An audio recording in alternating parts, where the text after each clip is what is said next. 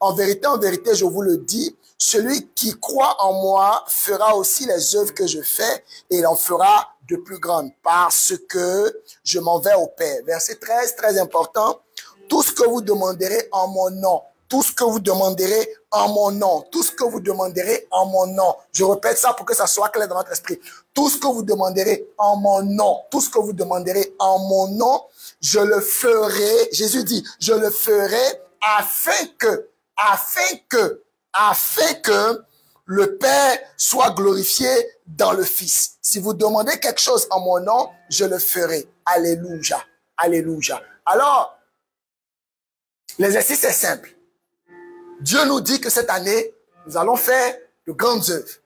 Et Jésus nous dit que pour faire ces grandes œuvres-là, on va commencer par faire les œuvres qu'il a faites. Or, vous savez que les œuvres que Jésus a faites jusqu'à aujourd'hui, ça fait plus de 2000 ans, ça continue à retentir dans l'éternité. Alléluia. Donc, il dit, au minimum, ce qu'il a fait, nous, on va pouvoir le faire. Mais il dit à une condition. Il dit, croyez en moi.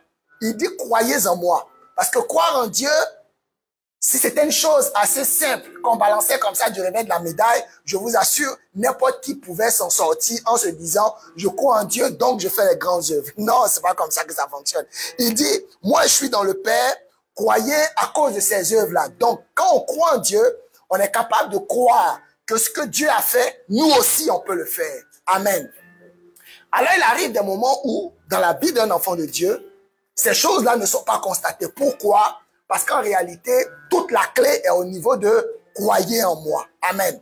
Donc, il y a certains qui réussissent, d'autres qui essaient de réussir et d'autres ne réussissent pas du tout. Alors, qu'est-ce qui fait la clé? Vous arrivez dans une cuisine, vous allez voir des épices. Il y a des personnes de peut-être 4-5 épices qui utilisent seulement 2 ou 3, qui font un repas qui n'est peut-être pas correct, qui a été mal dosé. Il y a certains qui peuvent utiliser tout en même temps et qui voient que le repas est dosé. Donc, le plus important, ce n'est pas d'utiliser les épices, mais comment les agencer. Donc, les ingrédients qu'on va donner aujourd'hui, la plupart, on les connaît dedans, on les connaît déjà. Mais comment arriver à agencer ces ingrédients-là afin de pouvoir arriver à bon port et surtout de pouvoir faire les grandes œuvres qui ont été pour nous et qui sont pour nous une promesse véritable. Alléluia. Alors, il y a la vie de certains hommes qui ont attiré mon attention dans la Bible comme hors de la Bible. Et tout le long de notre parcours et de notre chemin, de notre voyage, on va étudier la vie de ces hommes-là qui ont fait les grandes œuvres, mais qui ont manifesté un caractère particulier à certains moments. Alléluia.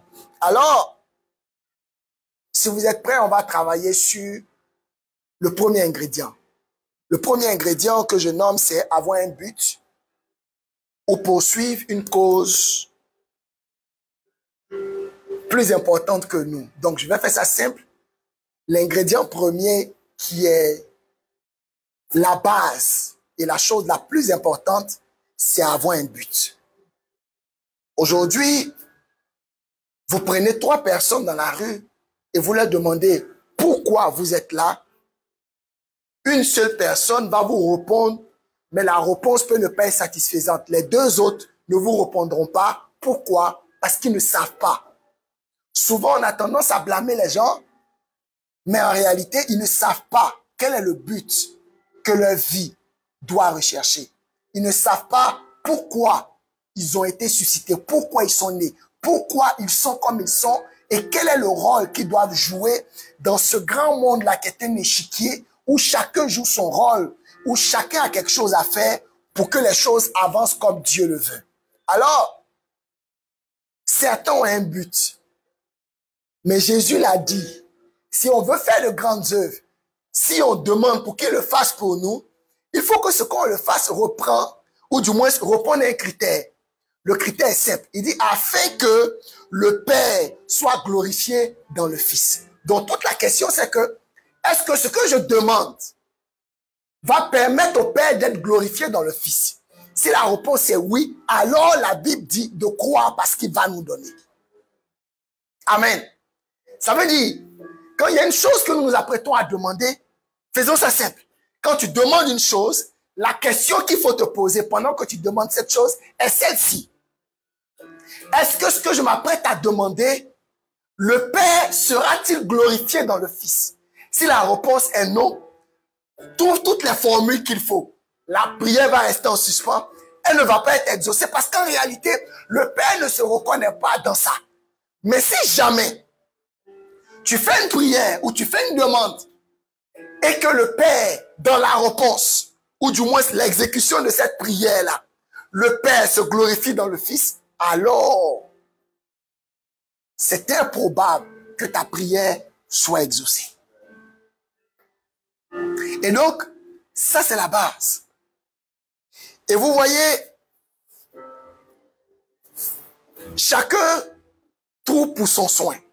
Chacun trouve pour son mouvement. Chacun a un but précis, dans un moment précis de sa vie. Peut-être qu'à un moment précis, là où tu es, tu veux faire un enfant, c'est ton but. À un moment précis, tu as commencé des études, tu veux les terminer, avoir de bonnes notes. À un moment précis, tu viens de commencer ta foi chrétienne, tu veux vraiment rester et demeurer dans le Seigneur. Tu veux peut-être être performant dans ton travail par rapport à ceci ou cela, par rapport à des raisons précises. Regardez aujourd'hui. Vous voyez deux personnes qui ont le cancer. Il y a une personne qui succombe et il y a une autre personne qui arrive finalement avec les mêmes exercices, avec la même chimiothérapie. Une personne s'en sort et l'autre n'arrive pas à s'en sortir. En réalité, pourquoi certains arrivent à gagner le combat contre le cancer? C'est une question. Comment se fait-il qu'une personne lambda, pendant qu'une autre personne n'a pas pu tenir devant le cancer, l'autre arrive à tenir? C'est juste parce que la personne qui décide de se battre et de ne pas se laisser aller se dit que sa vie a un but. Sa vie recherche un but. Il y a quelque chose que sa vie est pour lequel les autres doivent profiter. Amen. Quand vous voyez aujourd'hui toutes les grandes marques, aujourd'hui quand vous voyez dans le monde, que ce soit Louis Vuitton, que ce soit Gucci, ils répondent à une question, à un besoin. On nous a dit en marketing que quand vous voulez créer un produit, la première chose à faire, c'est de se demander est-ce que ce produit-là répond à un besoin. Donc vous voyez que même dans la création de marques, leur objectif n'est pas pour travailler pour soi. Leur objectif quand ils créent une marque, ce n'est pas de s'enrichir. Ça ne marche pas comme ça. C'est de pouvoir satisfaire aux besoins de l'autre. Et une fois que le besoin de l'autre est satisfait, tu vas finir par être riche. Quand vous prenez Facebook, il avait un seul but. Comment arriver à permettre à une personne A qui se trouve dans une classe à pouvoir communiquer avec une personne B qui est dans une autre classe. Après, c'est parti de ville en ville. Après, c'est allé de pays en pays. Et finalement, il a souhaité interconnecter des gens pour pouvoir toujours donner des nouvelles, pour ne pas que quelqu'un dans une ville soit seul, mais arrive à parler avec les autres. Aujourd'hui, vous voyez ce que Facebook est. Aujourd'hui, Facebook est coté en bourse et le monsieur de Facebook fait partie des hommes les plus riches et les plus puissants. Pourquoi? Parce qu'en réalité, le produit qu'il a créé fait quoi? Répond à un besoin. Louis Vuitton a commencé par créer des malles. Parce qu'ils se sont rendus compte que quand les gens voyagent, ils mettent leurs affaires dans des affaires qui après, quand c'est un peu trop lourd, ça se déchire. Donc, qu'est-ce qu'il a fait? Il a commencé à fabriquer des malles, des trucs assez solides et durs. Où des gens, quand ils vont voyager, quels qu'en soient les mouvements, ça ne va pas se gâter. Il allait de là. Aujourd'hui, vous voyez Louis Vuitton, c'est une marque de luxe et dans le monde entier. Pourquoi? Parce qu'elle a pu répondre à un besoin. Alors, moi, je veux demander à quelqu'un.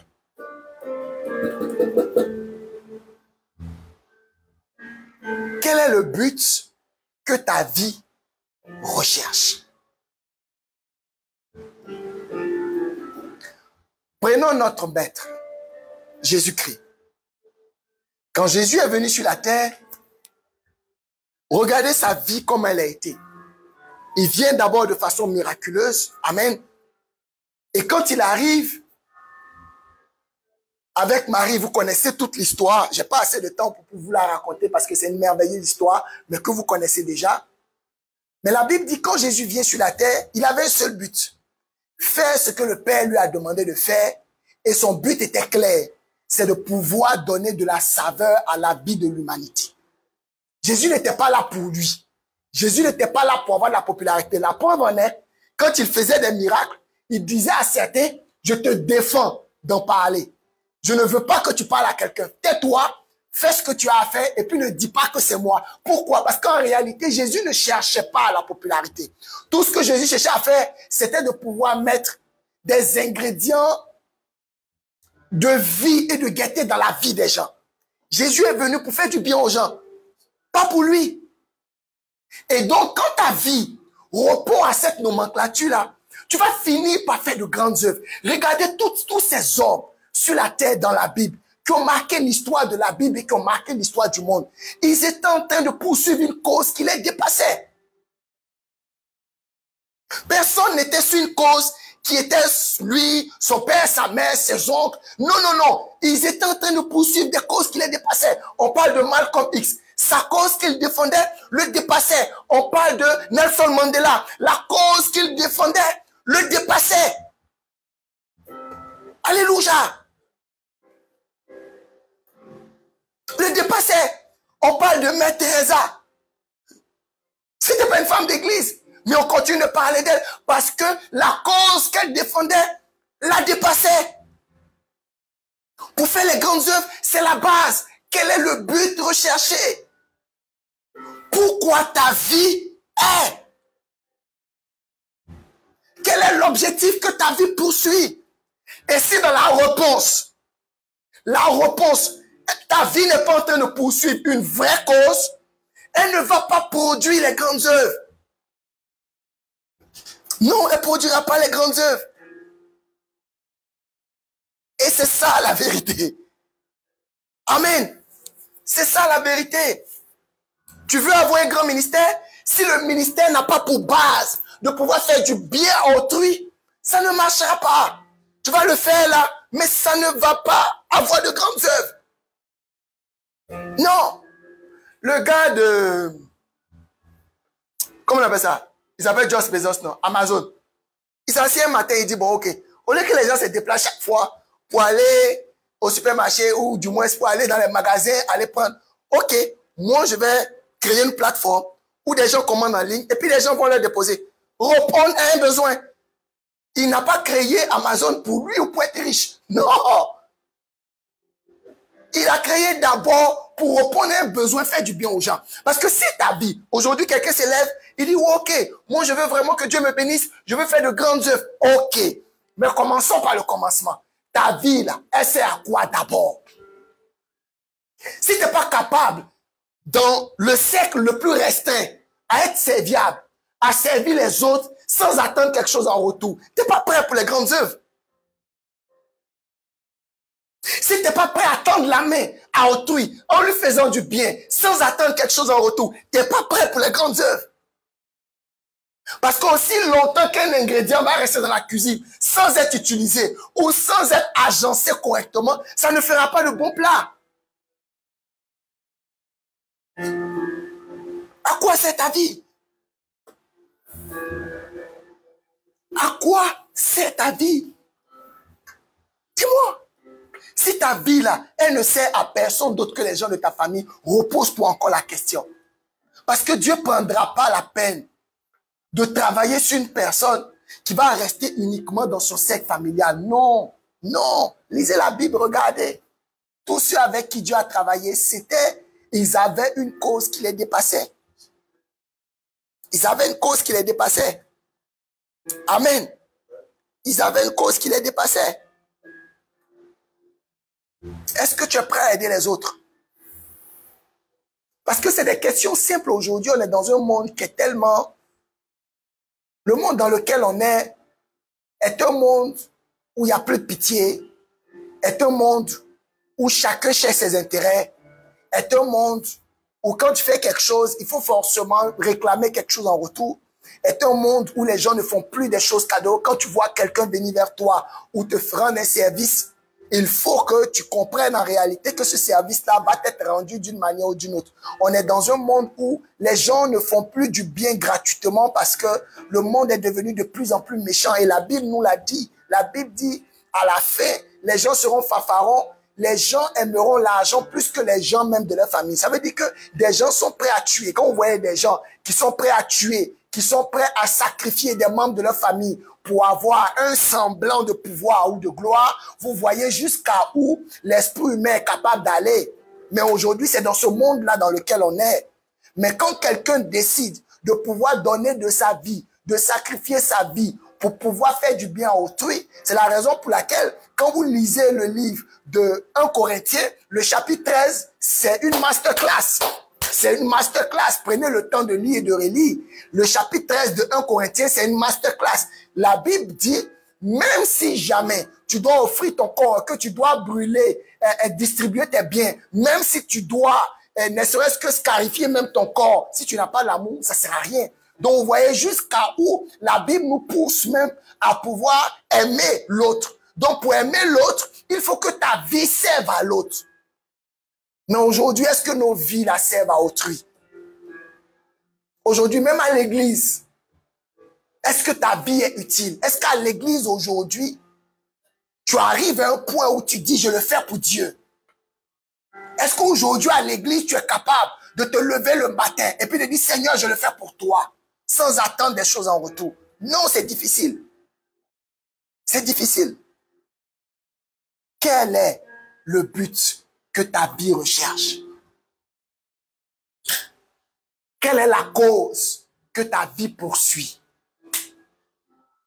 Voilà ce que tu veux devenir. C'est bien, mais dans quel but? Dans quel but?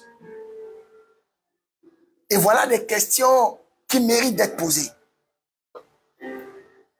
Quel est le but de ta vie? On veut faire de grandes œuvres, je suis d'accord. Jésus nous l'a dit ici, on va le faire.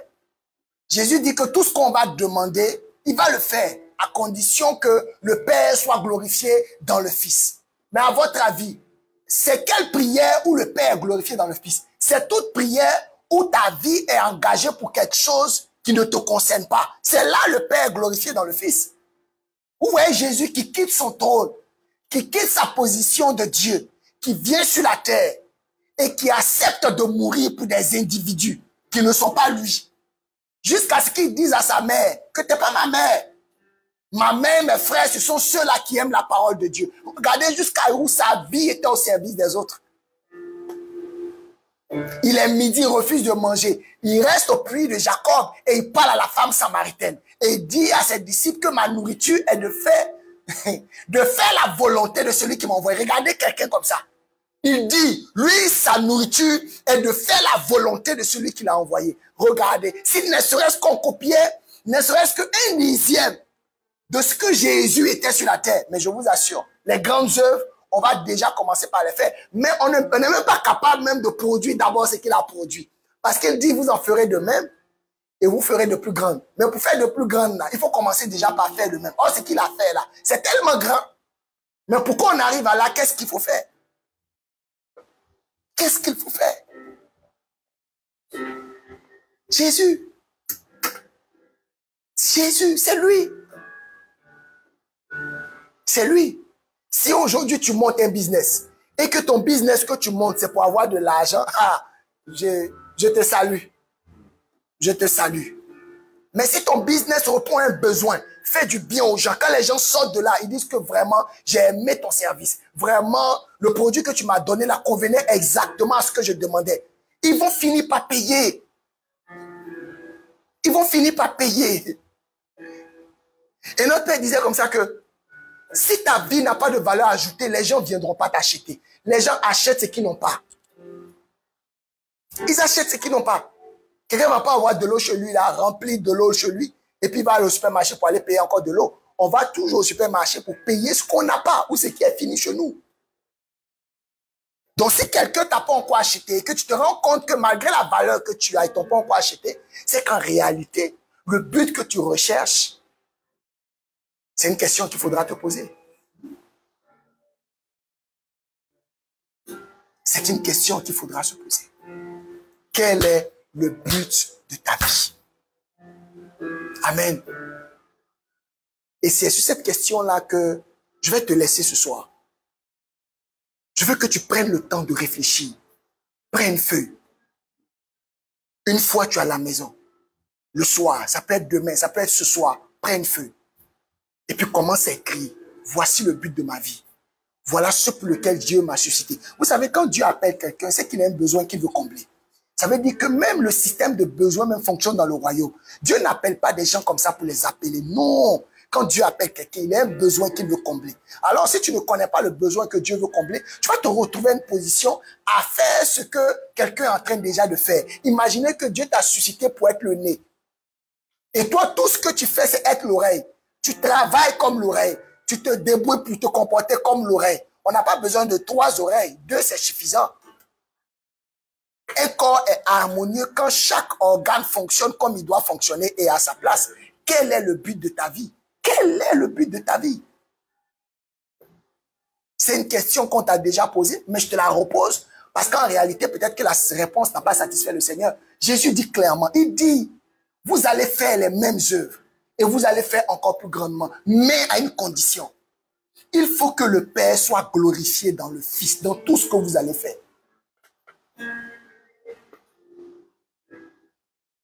Amen. Quel est le but de ta vie? Pourquoi tu es? Pourquoi tu es né? Pourquoi tu fais ce métier-là?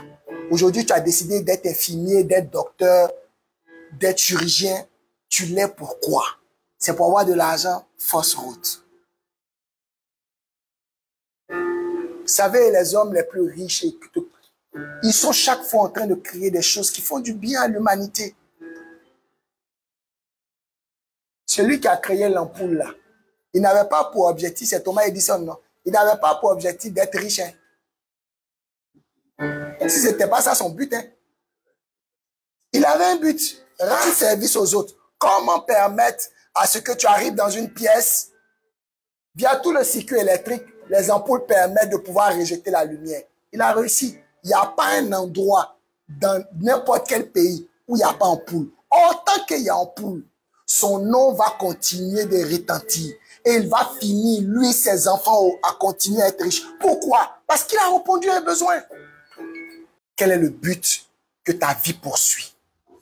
Quelle est la cause qui te drive chaque fois que tu te réveilles ce matin?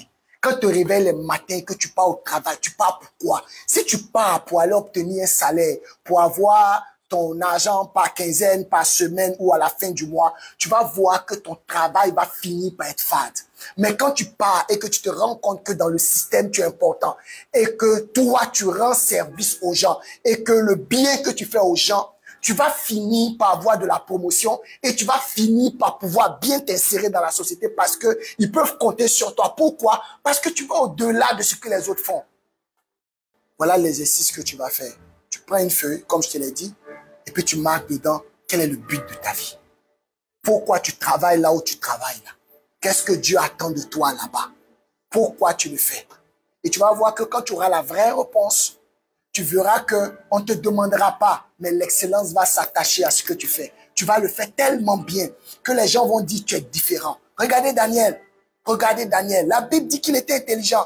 Comme Shadrach, Meshach, Abednego. Ils étaient des gens intelligents. C'était des gens qui ne faisaient pas les choses comme ça.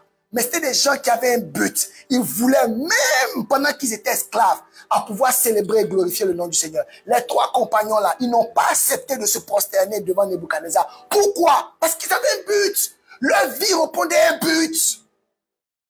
Et quand c'est comme ça, imaginez, si toi, là, aujourd'hui, on va te prendre et puis on va te mettre dans Fosse au Lion ou bien dans Fournaise à Adon, le feu va te brûler pour te jeter. Mais Dieu a répondu présent parce qu'il s'est rendu compte que leur vie, là, le glorifiait.